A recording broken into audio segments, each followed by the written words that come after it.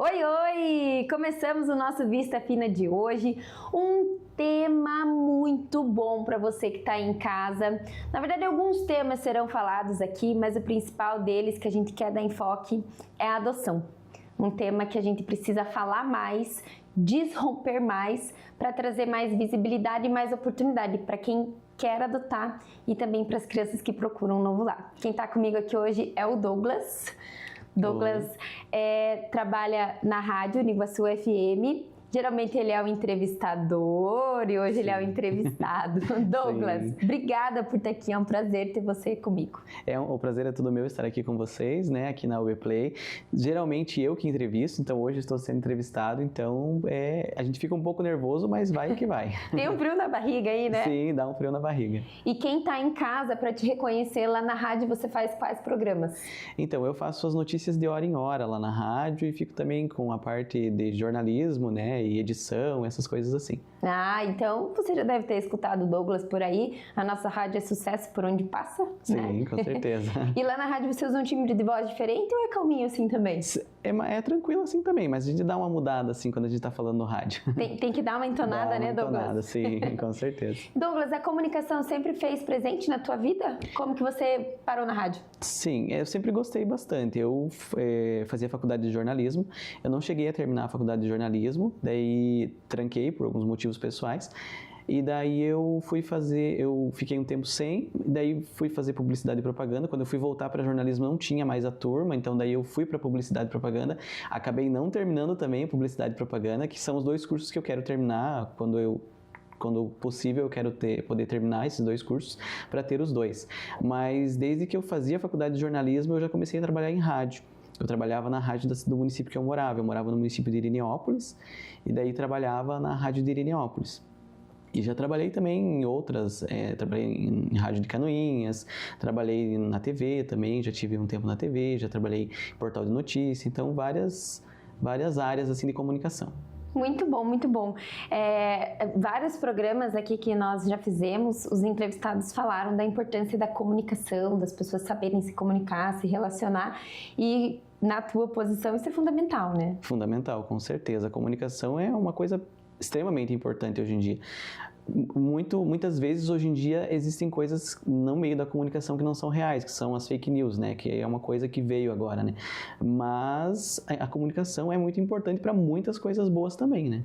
Com certeza, com certeza. E lá na rádio aparece muita fake news?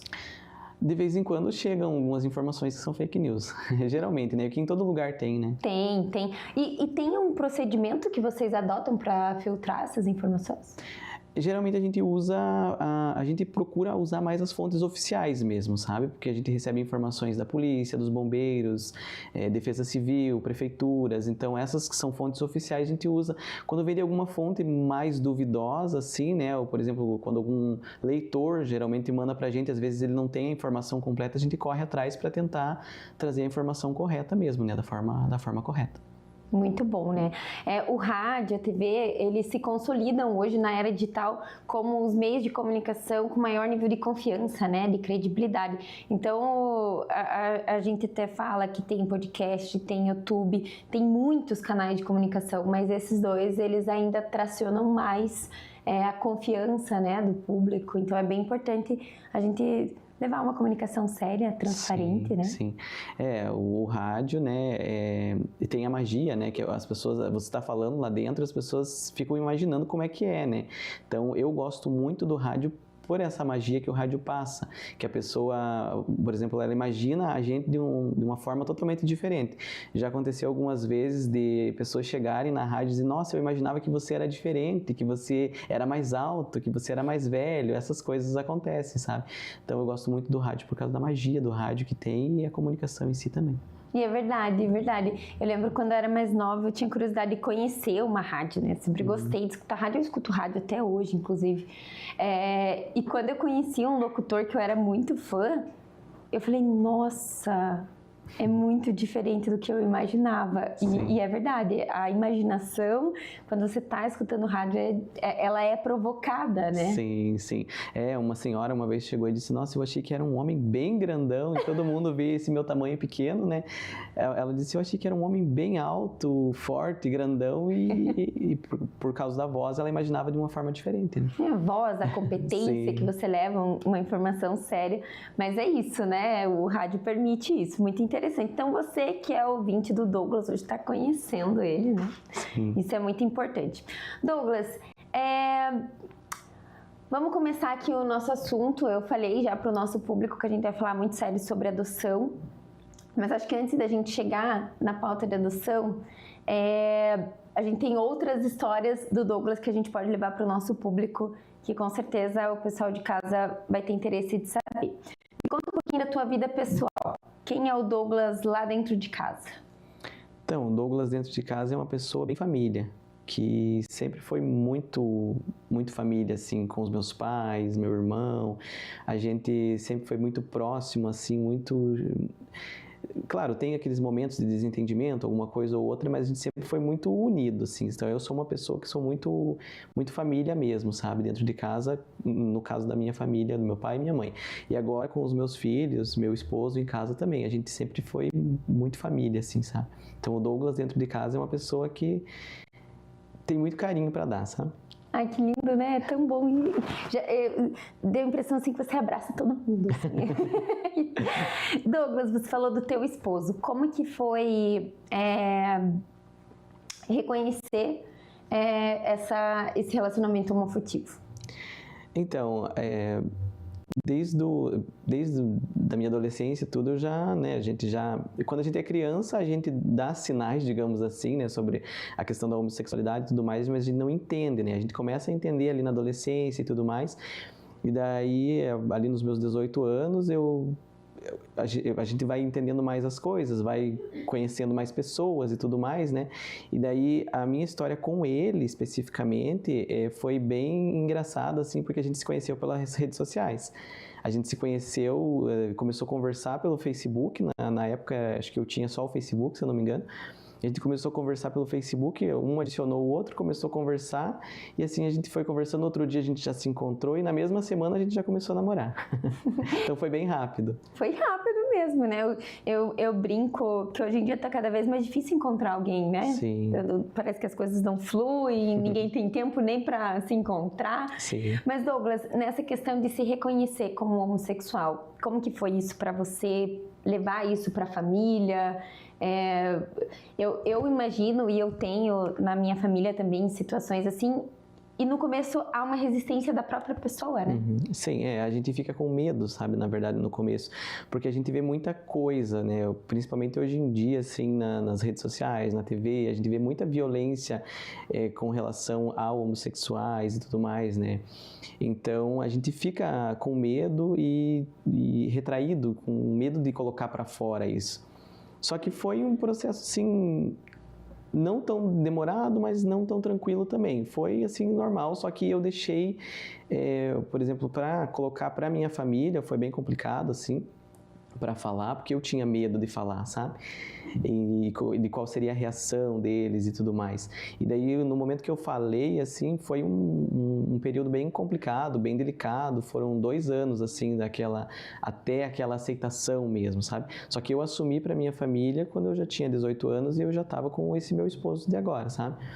Então, que a gente já está 11 anos juntos, né? Então, Uau! Então, eu assumi para minha família quando eu já estava com ele. E quando você tinha, digamos assim, uma certeza do que era aquilo? Sim, quando eu já tinha certeza do que realmente era, sabe? Do que eu queria mesmo para mim. Você sentia, do que eu sentia, né? Porque tem, até aproveitando, Douglas, na adolescência, tem fases de confusão, de não saber se é realmente aquilo, e fica aquele misto dentro da pessoa de não sei se é isso ou aquilo? Sim, tem essas fases. Tem momentos que a gente pensa assim, mas será que é isso mesmo? Será que é só uma coisa da minha cabeça? Coisas assim, sabe? Fica aquela confusão. Mas chegou um momento que eu tinha certeza, sabe? Daí foi o momento que eu resolvi expor para minha família. Foi um processo complicado, delicado, assim, né? Foram 2 anos Só que eu não bati de frente com eles. Eles não aceitaram no primeiro momento, mas eu não batia de frente com eles, porque tem muitos casos que, por exemplo, bate de frente, briga, faz uma confusão toda, uma revolta. Eu fui bem tranquilo, sabe? Eu não batia de frente em momento algum até chegar o momento de eles aceitar mesmo. Que hoje em dia, eles, por exemplo, quando a gente vai, se eu vou sozinho na casa deles, eles já perguntam do meu esposo, porque eles perguntam, hoje em dia mesmo, mais dos netos, né? Mas quando não tinha os netos, né? Eles perguntavam dele, por que ele não veio, o que aconteceu, sabe? Porque eles gostam muito dele, sabe? Mas foi um processo bem delicado assim no começo. Só que depois a gente começa a conversar, depois que vem a aceitação, tudo, a gente começa a conversar sobre as situações, né? Que eles começaram a me passar, né? Que tipo, não era porque eles não queriam, eles tinham medo do que as pessoas fizessem comigo. O julgamento das pessoas, sabe? Eles tinham medo do meu sofrimento, de eu sofrer, sabe? Por essa situação. Então não era nem porque eles não gostavam, eles não queriam que fosse assim, mas é porque eles tinham medo do que as pessoas poderiam fazer comigo. E vamos combinar, né, Douglas? Hoje falar desse assunto tem um certo tabu ainda. Sim. Né? Conheço famílias onde os pais não reconhecem os filhos homossexuais, as filhas homossexuais, por não aceitar por si mesmo, por ter receio do julgamento dos outros, por ter vergonha de assumir para a sociedade essa condição. E há 11 anos atrás, nós estamos aqui numa região mais interiorana, mais difícil ainda. Sim. Né? O apoio disso dentro de casa, difícil. Um assunto sensível. Então, me parece que você foi muito sábio, muito inteligente em revelar isso para a tua família de uma forma, aspas aqui, sutil e amorosa. Uhum. Né? Você continuou no ambiente familiar, Sim. porque muitas famílias perdem os seus filhos por um tempo ou para sempre por não aceitar isso, né? Sim, e às vezes a família não aceita naquele momento e o filho também se revolta com aquilo e acaba perdendo a família. Então eu tive paciência de esperar o tempo deles aceitar, sabe? Para conseguir trabalhar aquilo, sabe? Neles eu fui com calma, fui aos poucos, a gente não falava no assunto, não tocava no assunto, sabe? Mas foi indo aos poucos até eles aceitarem totalmente, né? Daí chegou um dia que eu perguntei se podia levar na casa, daí deixaram, daí foi indo aos poucos, assim. Os primeiros dias não conversava muito e tal, mas depois foi fluindo. Muito bom, muito bom. Eu tô gostando da nossa conversa, Douglas. Acho que a gente tem muita coisa para levar para você aí de casa. E esse foi o nosso primeiro bloco. Mas rapidinho, a gente volta para cá. Te espero aqui. Voltamos com o nosso segundo bloco. Tô aqui com o Douglas, um papo muito interessante, um exemplo de resiliência. E sabe o que me chama a atenção, Douglas, na tua história? Foi o fato de você entender a tua família para que eles também pudessem te entender. Sim, eu esperei o tempo deles, né? Então eu entendia que era uma situação difícil para eles, né? Eu entendia que era complicado para processar tudo aquilo rápido. Então eu esperei o tempo deles, a forma deles, né? Nossa, isso é de uma sabedoria imensa, né? Porque você é bem jovem na época, né? Sim. 19, 20 anos. Quando eu assumi, 18, 19 anos. Jovens, né? Jovem. Muitas vezes nessa época da vida a gente é afoito, a gente quer tudo do nosso jeito, tudo do nosso tempo. E você traz essa sabedoria, essa sutileza, muito interessante. Você teve apoio de algum profissional para levar essa informação para a tua família, para se entender? Você teve terapias que te ajudaram ou foi por você? Foi por mim mesmo. Não tive ajuda assim.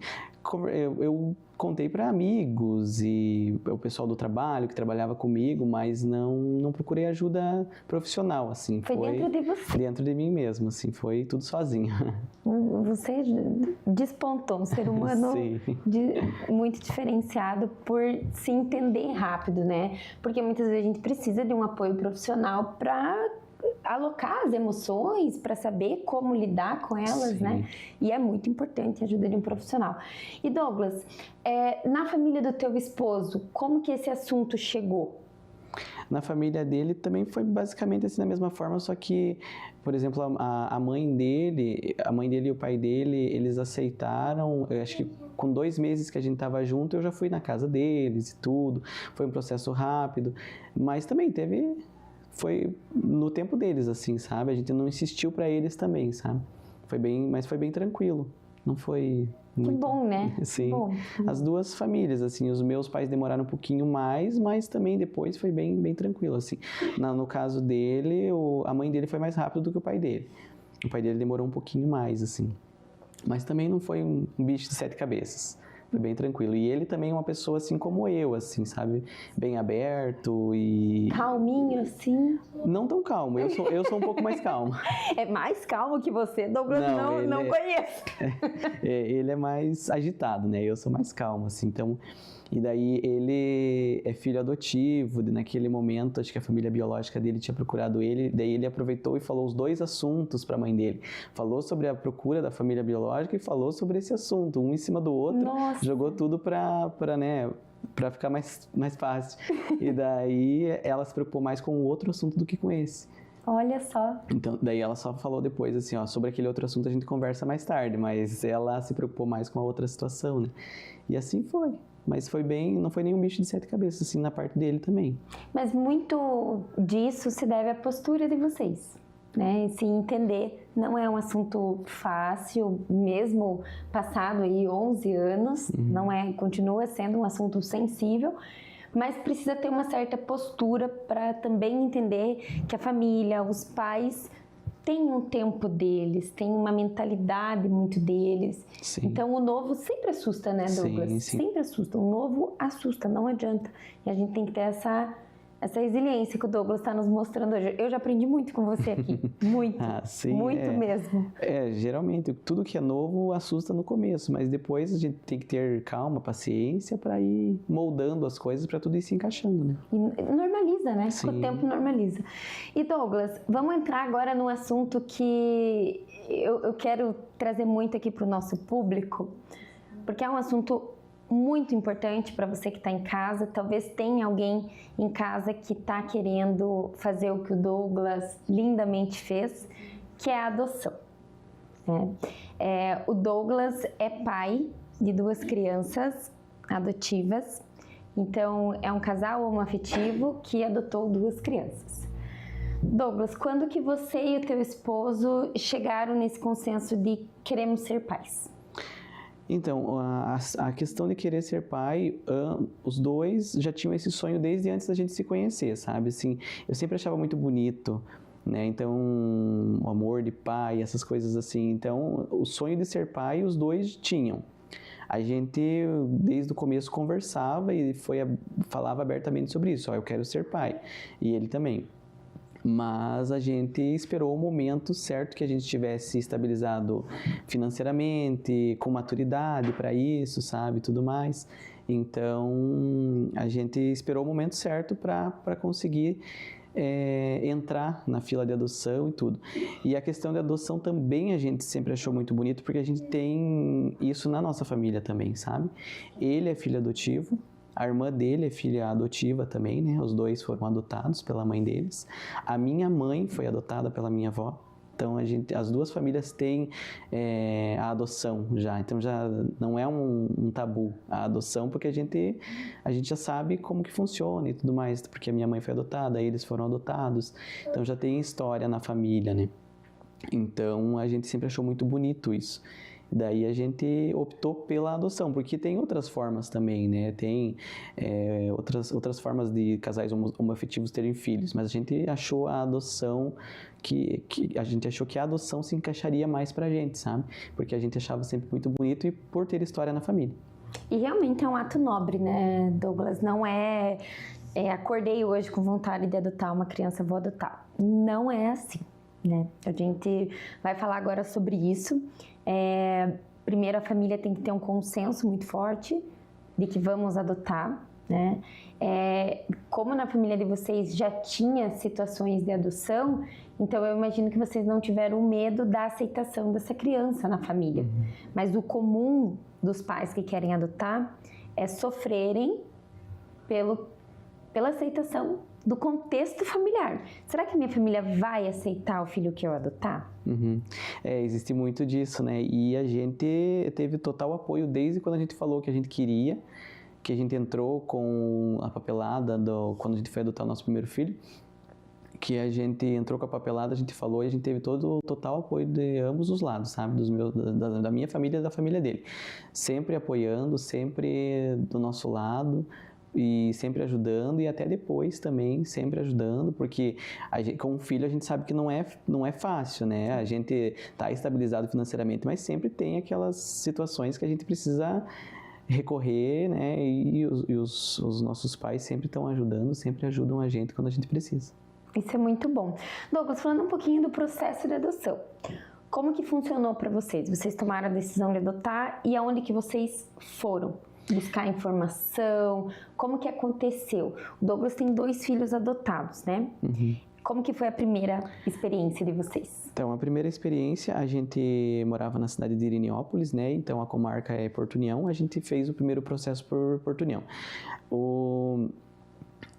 A gente foi até o fórum de Porto União para saber mais informações de como que funcionava, porque a gente queria, mas a gente não sabia nem por onde começar, nem como funcionava. A gente sabia que tinha que procurar o fórum e ver como é que funciona, né? A gente foi lá, conversou com a assistente social responsável pela parte de adoção, ela passou toda a papelada que precisava encaminhar, e daí toda essa papelada é bastante coisa que a gente precisa reunir para levar até lá. A gente encaminhou toda a papelada, daí a gente fez tudo o que precisa fazer, porque tem um curso de preparação que precisa ser feito também. E como que é esse curso? Ou melhor, até um pouquinho antes, o que é toda essa papelada para quem está em casa e quer dar um pontapé inicial? Sim, eles pedem várias coisas, por exemplo, todos os documentos pessoais, comprovantes de tudo, de renda, de endereço. Eles pedem para a gente fazer acompanhamento psicológico, tem que ter um laudo psicológico, tem que ter antecedentes criminais, todas essas informações, né, para eles terem anexado junto ao processo. E daí esse curso de preparação é um curso que é feito de forma presencial, se eu não me engano agora, mas a gente fez na pandemia, a gente fez online, porque o processo de adoção do nosso primeiro filho foi na pandemia. Então, foi tudo online, a gente fez o curso online, e daí a assistente social entrou em contato com a gente que se a gente conseguisse reunir isso, se eu não me engano, eu acho que era na quarta-feira. Se a gente conseguisse reunir toda a papelada até na sexta, ela tinha 2 vagas para o curso que ia começar na próxima semana. Senão a gente ia fazer o curso só no outro ano. Porque daí é uma vez no ano, né? Então a gente ia fazer só no outro ano o curso. E daí a gente conseguiu reunir essa papelada, mandou tudo para ela. E daí ela conseguiu encaixar, a gente fez o curso. Daí depois que a gente faz o curso, ela faz a visita na casa da gente. Ela olha tudo, a casa toda, ela faz muitas perguntas, é uma entrevista, né? Ela pergunta tudo que ela precisa saber. E daí depois dessa entrevista, dessa visita da assistente social, a gente fica na fila de espera. Que daí tem a gente entrou para a fila de espera, né, do município ou estadual ou nacional, né? A gente fica nessa fila e cada uma delas tem uma posição que a gente fica. Daí a gente estava na posição aqui em Porto União, na 4ª posição. Era o 4º casal. Os 2 primeiros casais não queriam adotar recém-nascido, porque o Nicolas, o nosso primeiro filho, a gente adotou com 2 dias. 2 dias? Ele tinha 2 dias. Ele estava no hospital ainda. 2 dias? Sim, daí a gente adotou ele com 2 dias. E os 2 primeiros casais, eles não queriam recém-nascido, eles queriam adotar uma criança maior. No processo deles era para adotar uma criança maior. O 3º casal da fila queriam recém-nascido, mas naquele momento a mulher tinha engravidado. E daí eles desistiram e eles iam adotar para frente, sabe? Eles não queriam naquele momento. Daí a gente era o próximo casal, ela chamou. E daí... Gente, eu tô assustada. Uma adoção com 2 dias. Ele tinha 2 dias de que ele tinha nascido. E Douglas, como que funciona assim pro pessoal de casa? Quando você passa por esse procedimento, você coloca algumas características das crianças, né? Sim. Até acho que isso é importante pro pessoal de casa saber, porque ainda tem gente que fala assim, mas eu quero uma coisa, quero outra, a gente tem que cuidar muito com isso, né? Sim. Porque a gente não está comprando uma roupa, não está comprando um carro, é uma vida que está sendo colocada sobre a nossa responsabilidade e que seremos pais. Sim. Teremos um dever de educar, de formar ali um cidadão. Sim. Então, conta para o pessoal de casa como que é essa parametrização em relação à adoção. Eles perguntam tudo. Nessa entrevista que ela vai na casa, que ela conversa, ela pergunta tudo. As características da criança também ela pergunta nessa entrevista. Ela pede tudo. Você pode colocar tudo que você quiser. Por exemplo, se você quiser a cor do cabelo da criança, a cor do olho da criança, tudo você pode escolher. Eu particularmente, assim, falando como pessoa, assim, eu acho uma coisa... Claro, eles têm que fazer isso, mas eu não acho correto, sabe? Porque é como se você estivesse comprando um produto. Como você falou, não é um produto, não é uma roupa, né? É uma criança. Então, eu acho que não se deve escolher, assim, até a cor do cabelo, porque muitas famílias querem que a criança seja o mais parecido com a família possível, né? Sim. E daí procuram a cor do cabelo igual do pai, da mãe, né, dos pais, o olho e tudo. E a gente não colocou tudo isso no nosso processo. O nosso leque foi bem aberto no nosso processo.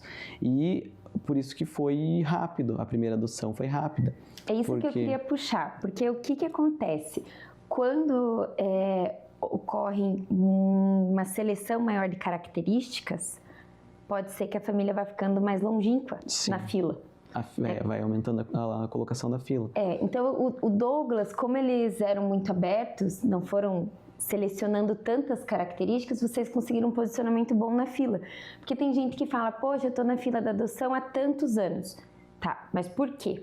Porque a gente teve uma evolução do processo de adoção, continua sendo rigoroso, né? A gente melhorou muito essa questão do ponto de vista jurídico, psicológico e social no Brasil, tá? Porque a gente tem um percentual significativo de crianças que são consideradas inadotáveis, porque também, conforme elas vão ficando mais velhas, é mais difícil de conseguirem um novo lar. Então, o adolescente é difícil de ser adotado, né? E as crianças vão crescendo. Sim. Ano a ano elas vão crescendo. Então, quando a pessoa se propõe a adotar, mas ela tem uma série de desejos em relação a essa criança, ela vai ficando mais longe na fila.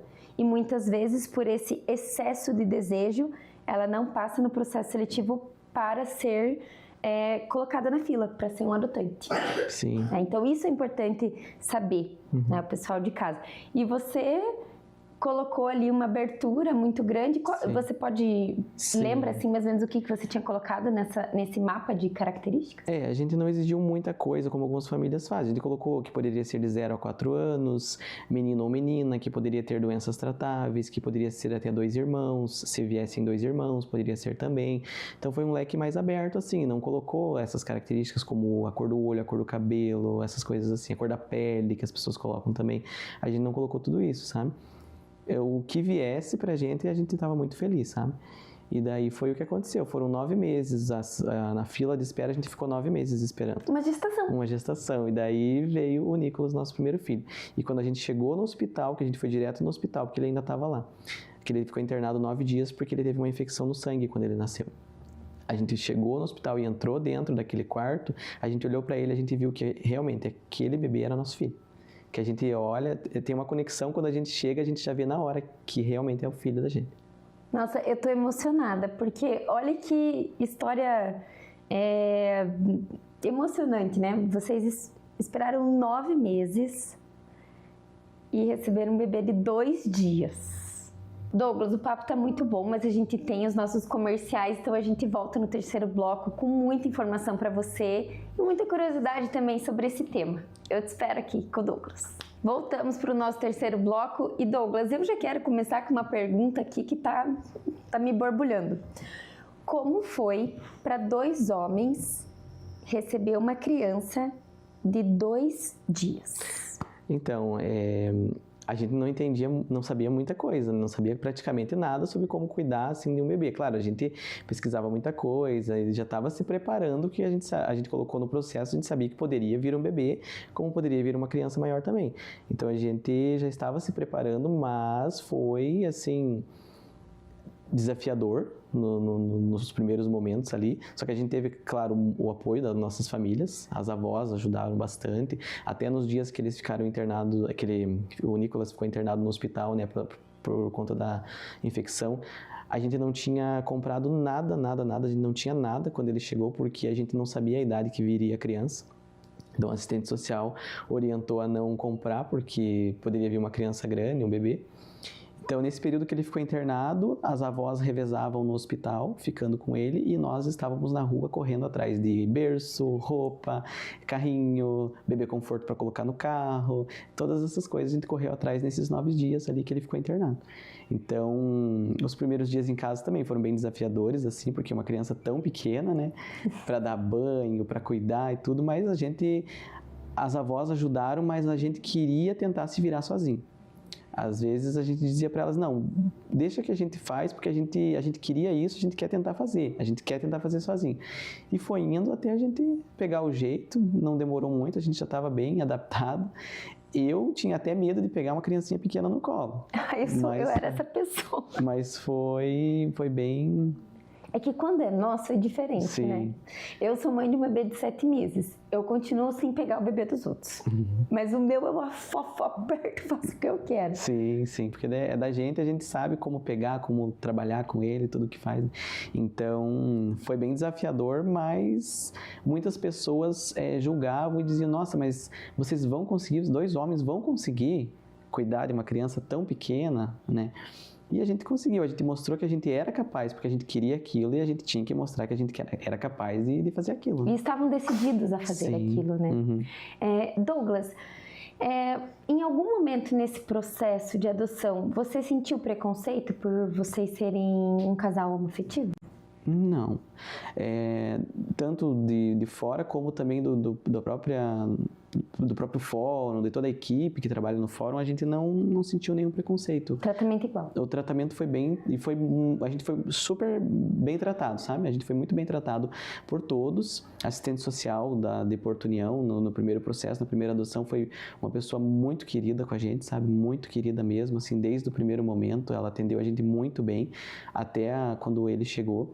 A gente estava numa fase assim da nossa vida que eu estava trabalhando em uma rádio de Canoinhas e o meu esposo, o Guido, que é o nome dele é Guido, ele estava em Irineópolis porque ele trabalhava ali. A gente estava morando separados quando o Nicolas veio. E daí no dia, a assistente social entrou em contato com ele estava em Irineópolis com o carro, ele teve que ir até Canoinhas me buscar para a gente vir até Porto União. Então foi tudo muito, a gente tinha que fazer tudo muito rápido, assim, a gente veio até Porto União, tinha que chegar até 7 horas da noite no fórum, porque o juiz queria conversar com a gente antes da gente ir no hospital para ver ele, né? E daí a gente fez toda essa correria, né, e chorando no meio dessa correria, porque, né... Emoção. E daí ele chegou lá no meu trabalho, porque a assistente social, ela mandou uma foto para ele, né, do bebê, e ele imprimiu essa foto numa folha sulfite mesmo e levou, e daí ele trabalhava numa malharia que faz roupas e o Nicolas veio na semana do Dia dos Pais, e eles estavam fazendo as camisetas do Dia dos Pais. Então ele levou junto lá para me contar, né, e para me buscar, ele levou uma camiseta escrito Super Pai e a foto. Meu e daí Deus. Ele colocou em cima da minha mesa e daí eu abri, eu não entendi o que era. Daí ele falou, esse é o nosso filho. O nosso filho chegou. Mas daí foi uma choradeira e a gente veio chorando na estrada, daí a gente só sabia que a única coisa que a gente tinha certeza era do nome, que a gente sempre sonhou em colocar Nicolas se viesse um bebê que desse para mudar, né? E daí a gente conseguiu mudar o nome dele e colocou Nicolas do jeito que a gente queria, né? Nossa! Mas eu sei que presente de Dia dos Pais, Dia dos inclusive eu Pais. até me emocionei aqui. Dia dos Pais. E o segundo veio no nosso aniversário, o segundo filho. Vocês perceberam que o Nicolas fala o segundo. Conta pra gente sobre a sua segunda adoção. Então, a segunda adoção foi em União da Vitória e foi no ano passado, em junho do ano passado. Eu faço aniversário dia 22 de junho e o meu esposo dia 29 de junho. No meio dos 2 aniversários veio a segunda adoção. Eles entraram em contato, né? Daí a segunda adoção foi totalmente diferente da primeira. Foi um processo totalmente diferente, porque o segundo filho nosso, ele já tinha 2 anos, então já era uma criança maior, ele estava no abrigo, então daí foi um processo totalmente diferente. A gente teve um processo de adaptação que a gente teve que ficar 1 semana lá no abrigo, para ele se adaptar com a gente, ter aproximação, coisa que com o primeiro filho não teve, porque ele era recém-nascido, então ele não precisava se adaptar, né? A gente que tinha que se adaptar com toda aquela novidade, né? Mas ele não precisava se adaptar, então foi um processo totalmente diferente o segundo filho. Que ele já entendia, ele já sabia o nome dele, então a gente não pôde mudar o nome ficou o mesmo. E daí teve todo o processo de adaptação, tanto no abrigo quanto em casa também teve um processo de adaptação, teve visitas do pessoal do fórum para fazer o acompanhamento, para toda essa adaptação. Então foi um processo totalmente diferente, porque é uma criança maior, mas também não foi nada difícil, assim, sabe? Nada que seja... que a gente impossível de fazer, sabe? Ele veio com manias, ele usava fralda, ele chupava bico, coisas que a gente foi tirando aos poucos e que hoje em dia a gente já conseguiu tirar dele, sabe? Ele já não usa mais fralda, ele vai no banheiro sozinho e ele não usa mais bico nem durante o dia, nem para dormir. A gente foi tirando primeiro durante o dia, depois deixou só para dormir, depois a gente tirou também, sabe? Então, mas não foi nada difícil, assim, foi bem tranquilo. E como que funciona esse processo de adaptação da criança? Primeiro, quem quer adotar passa alguns dias no abrigo, dorme no abrigo? Sim, eles chamaram a gente para conversar, para ver se a gente queria, né, e tal. Apresentaram a criança, tudo. No primeiro momento que a gente vai lá, a gente vai só como visitante, a gente não é falado nada para a criança sobre essa situação. A gente vai e brinca com a criança. No primeiro dia a gente foi lá, inclusive o Nicolas foi junto com a gente, nosso primeiro filho foi junto, eles brincaram sem a gente falar nada, né, a gente foi só conhecer. Daí, pra frente, nos outros dias, a gente dorme lá no abrigo, fica lá, faz as refeições, normal. A gente ficava meio período lá com ele, e daí meio período ele ia pra escolinha normal. E a gente trabalhava, né? E a gente dormia lá, passava a noite lá, e daí tem um espaço reservado, né, pra gente ficar com ele, daí as outras crianças ficam na casa e a gente fica naquele espaço reservado, né, e daí no segundo dia é falado para ele, né, que esses são seus dois papais, foi falado para ele que você vai morar junto com eles e tal. Então, mas daí no segundo, terceiro dia, quando ele precisava chamar a gente, ele já chamava de papai. É incrível essa questão das crianças, né? Porque daí ele teve convivência com o pai, com a mãe, tudo, né? Então ele ainda tinha lembranças na cabecinha dele. Mas depois, com o passar do tempo, né, vai esquecendo e vai entrando nessa rotina. Então ele foi se adaptando com a gente. Daí a gente passou esse período no abrigo, daí a gente foi para casa. E teve o processo de adaptação em casa, porque é uma casa nova e tal, né? Então, no segundo dia que ele estava com nós em casa, a gente deu banho nele, daí foi colocar para dormir e ele falou assim, eu quero ir para casa. Porque provavelmente na cabeça dele, ele pensou que ele tinha ido passear lá, né? Porque ele lembrou dos coleguinhas dele lá do abrigo. Então, ele imaginou que ele estava só passeando, que ele ia voltar para lá, né? E daí ele falou que era ir para casa. A gente sentou com ele, conversou, falou, não, aqui agora é a tua casa, você tem os dois papais que vão cuidar de você, vão dar tudo o que você precisa, sabe? E depois ele não falou mais isso assim, sabe? E hoje, tipo, ele entende que são dois pais, os dois entendem que eles têm dois papais, eles sabem que os outros colegas têm papai e mamãe, mas eles têm dois papais, eles falam para todo mundo que eles têm dois papais. Então eles entendem essa questão, sabe? Então é bem aberta essa questão, assim, porque eles conseguem já com 3 aninhos, porque os dois têm a mesma idade. Olha só! Quando o Nicolas tinha 2 anos, daí veio o Rian, que também tinha 2 anos, né? Então o Nicolas agora, esse ano, ele faz 4 anos em agosto e o Rian faz 4 anos em novembro.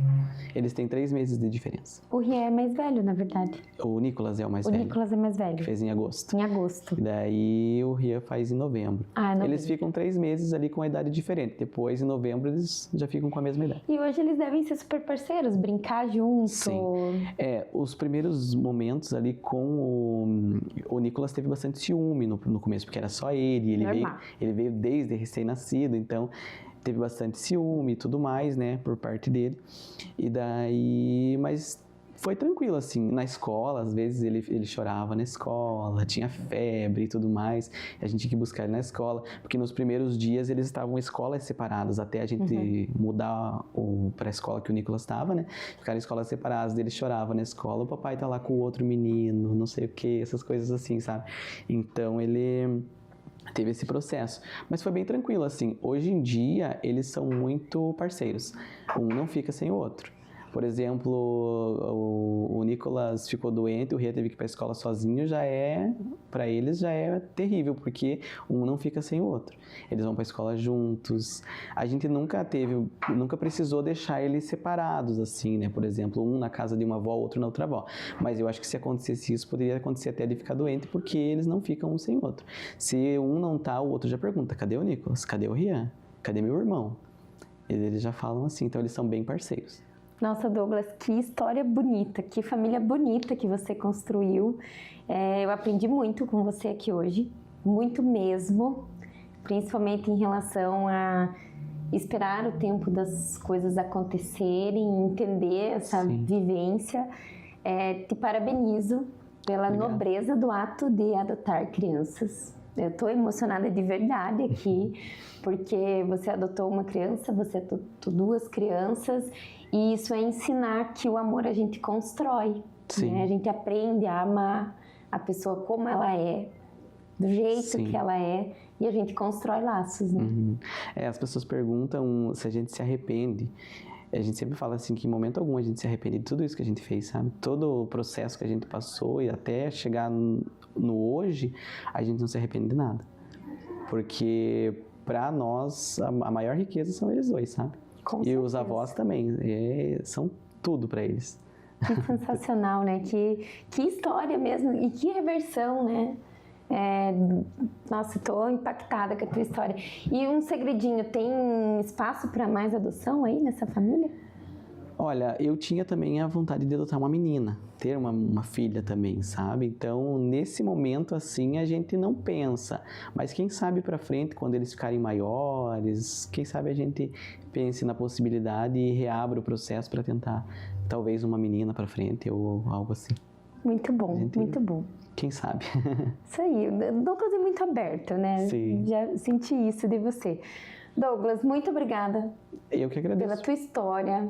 Parabéns por ser essa pessoa. Fiquei sua fã, de verdade, da tua pessoa. Acho que você tem muito para ensinar. Sempre que você puder falar sobre isso, fale. Porque tem gente que quer adotar, tem pessoas que não sabem como fazer, muito medo, né, de adotar. Muito medo.